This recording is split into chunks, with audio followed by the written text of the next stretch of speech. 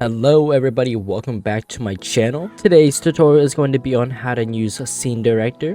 But before we get started, if you haven't checked out my last video on how to use Rockstar Editor, be sure to check out that video after this one. Now let's get into the video. Alright, so first things first, you are going to need some required plugins and scripts to operate Scene Director. So I'll meet you guys at my desktop. Alright, so from your desktop, you are going to want to launch Google Chrome or any browser of your choice. And then first script that we need is going to be scripthook V.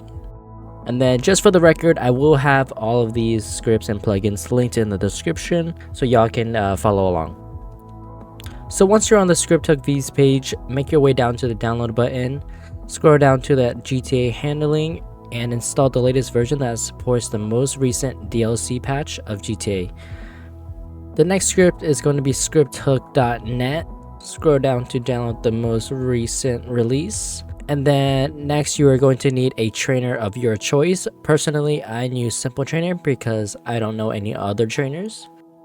And then after that, you're going to need a Packfile adjuster, and then the next script is going to be Heap adjuster, and then next you are going to need a game configuration.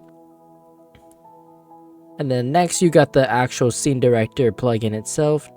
So just go ahead and download that. And then this last one is optional, but I would highly recommend it if you're trying to make cinematic videos. It is going to be updated animations for a scene director. Before we head into the game, go to your main GTA directory and locate the configuration file for scene director. Double click it and open it to see what your menu keybind is set to. The default menu key is F10. If you wish to change this, just simply change it to the key that you want to save it as. I have mine set to F7 because that's the only keybind that won't interfere with my other mods. Once you got your keybind set and saved, hop into GTA.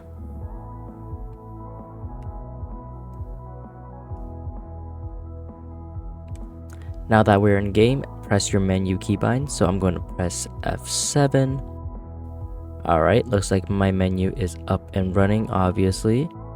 If your menu doesn't open up, trace back all the steps I said prior once again. And if it still doesn't work, join my Discord and create a ticket where either my staff or myself can help you troubleshoot this issue.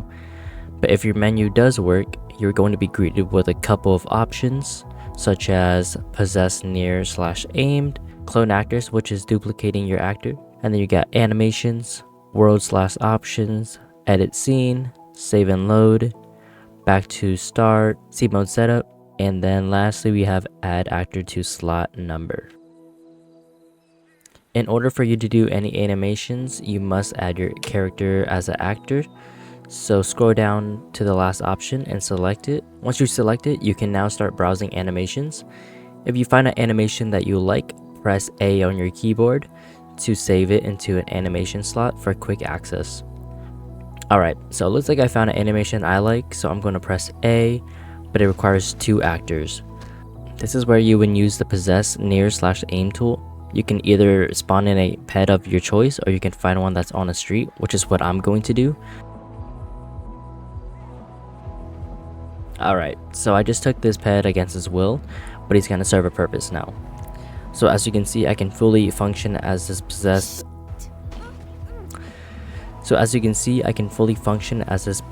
ped, as if I was playing as him.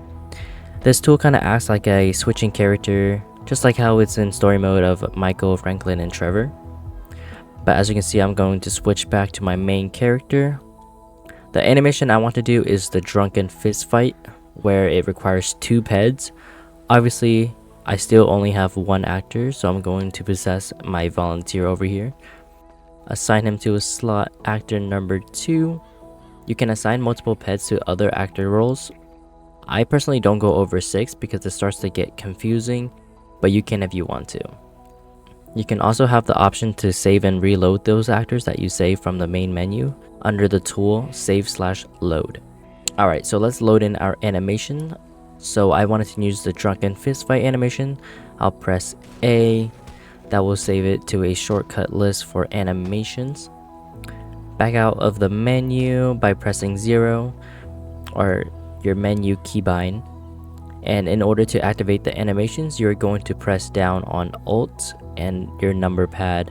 Depending on how many animations you save and the order that you save them as will be the order that the number pad key will be. So say if I chose the drunken fist fight first, it'll be Alt number pad 1.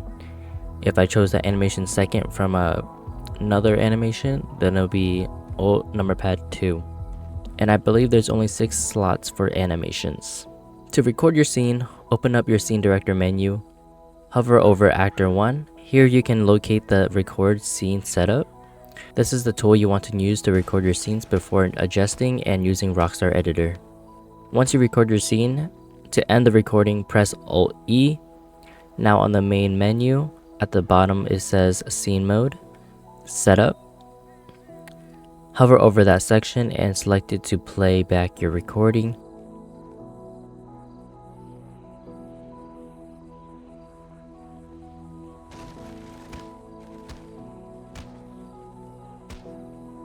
Alright, so as you can see, my scene looks a little bit weird because Michael is getting slammed into an invisible wall.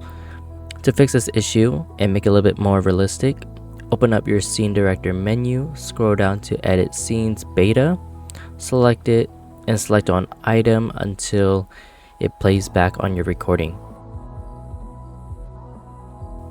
Don't worry, it should be in extremely slow motion, so don't worry about that. That is completely normal. Once you locate your recording, go down to the edit position. Here's where you can manipulate where his animation is going to play. You can adjust it up and down with just your left and right mouse clicks, and move it around using the keys A, W, S, D. You can also change the rotation of the animations if you like. If you do decide to rotate your scene, just be aware that you have to readjust where the placement is going to be again. Once you're satisfied with how it looks, you can press 5 again, which will deselect the edit position. Now, you're going to go back and change your scene mode to active and record it with your Rockstar Editor. Anyways guys, that will be it for today's tutorial. Obviously, I didn't cover some of the areas of Scene Director. That is mainly because I personally do not use those sections on a daily basis. However, if you guys do have questions about certain features on Scene Director, leave a comment down below and I'll make a part 2 answering all of your questions. Without further ado, thank you for watching and I'll catch you guys in the next video.